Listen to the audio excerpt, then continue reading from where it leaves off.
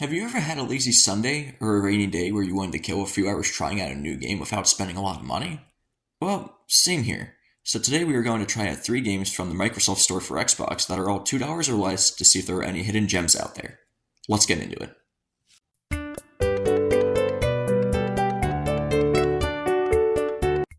The first game we are going to cover is Skyroll.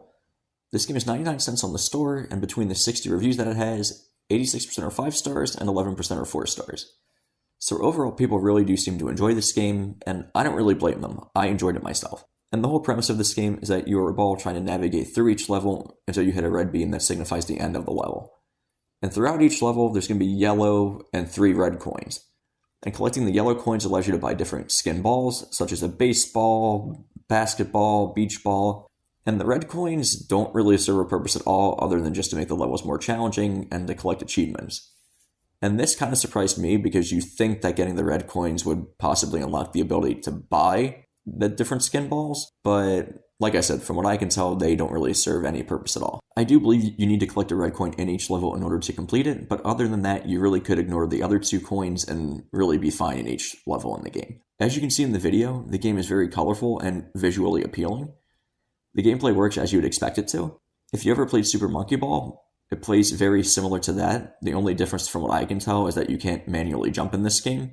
Now, while the game doesn't let you jump, it does feature at least 2 different types of pads, one being a bounce pad and the other a launch pad.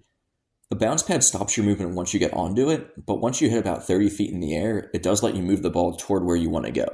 And the launch pad is about 5 blocks long, and it launches you about 100 miles per hour toward wherever the pad is facing. Now, there may be more than these 2 different types of pads, but I only hit about the 50% mark in this game and then made this video. But I thought these 2 pads at least added a fun and challenging element to the game that did make the game a lot of fun to play. The only downside I saw to this game, though, for some reason on the main menu, the music in the game is at a volume that you can very easily hear it, but as soon as you go into a level, it drops about 70%.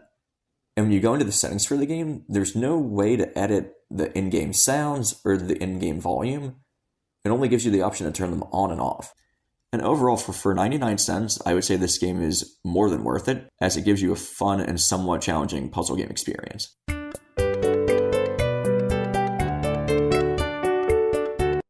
The second game I tried was Zombie Survivors, which is $2 on the store. In this game, which, if the title didn't spell it out for you, is a top-down zombie survival game. This game puts you in an infinitely spawning zombie horde until you die. If you kill more zombies, they drop experience, which lets you buy anything from spinning fireballs that protect you, to the ability to regenerate health. The system I really liked, as what you can buy is randomly selected between 4 different items each time you level up, so you can't really come into each level with a predetermined game plan. If it weren't for this system, I would have really stopped playing this game after my first round, as one, this isn't really my cup of tea, and also you could really tell after you played your first game, you pretty much played your 100th game.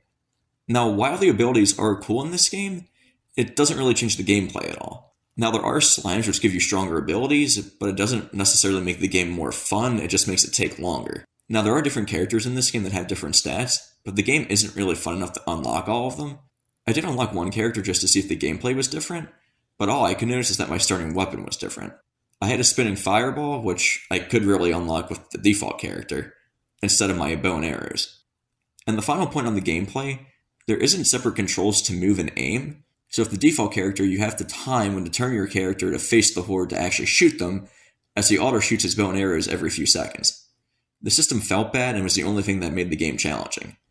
In terms of graphics and sounds, the game is actually perfect.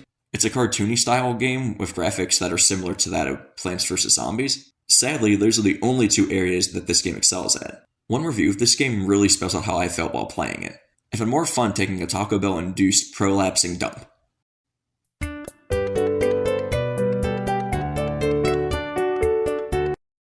The final game we're going to cover today is Shadowblade Odyssey, which is also $2 on the store. This is a side-scrolling platformer where you are a ninja that needs to kill others, avoid traps, and use quick movements to reach the end of each level. Each level has 3 stars, requiring that you only grab 1 to complete a level. There are 3 separate controls to the game, one that launches a star at enemies that regenerates instantly, another is a dash attack that kills enemies and takes about 20 seconds to regenerate, and the last one's a hiding move that lasts for 4 seconds and takes 12 seconds to regenerate. As you go through the levels, you acquire coins and some diamond-like currency that allows you to upgrade these moves and the amount of lives you have per level / your shield duration. Out of the 3 games I covered today, I think this is the best one. The controls are solid, the game is fun, and the soundtrack is amazing.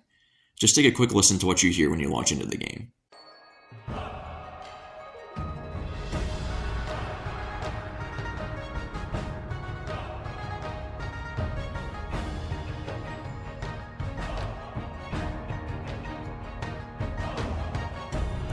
Additionally, the game did a really good job at gradually increasing the difficulty level.